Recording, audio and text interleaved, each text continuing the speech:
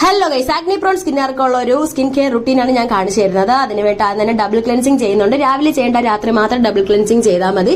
അതിനുവേണ്ടി ഒരു മിസെല്ലാർ വാട്ടറോ cleansing ബാമോ baby ഓയിലോ എന്തെങ്കിലും വെച്ചിട്ട് നമ്മുടെ മുഖത്തുള്ള കാര്യങ്ങളും അതായത് ഡേർട്ടും കാര്യങ്ങളും എല്ലാം അടിച്ച് പുറത്താക്കുക. എന്നിട്ട് നമ്മൾ ഇതുപോലെ ഒരു കോട്ടൺ പാഡ് വെച്ചിട്ട് വൈപ്പ് ചെയ്ത് കൊടുക്കുക.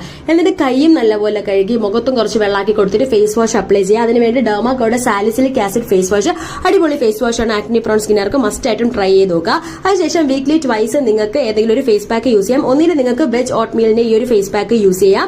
അതല്ലാന്നുണ്ടെങ്കിൽ ഹിമാലയയുടെ നീം ഫേസ് പാക്ക് യൂസ് ചെയ്യാം. പക്ഷേ ഇത് യൂസ് ചെയ്യുമ്പോഴത്തേക്കും കുറച്ച് കാര്യങ്ങൾ ശ്രദ്ധിക്കാനുണ്ട്. ഇത് പാർലറിലൊക്കെ മോക്കുരു മാറാൻ യൂസ് ചെയ്യുന്ന ഒരു ഫേസ് പാക്ക് ആണ് കേട്ടോ.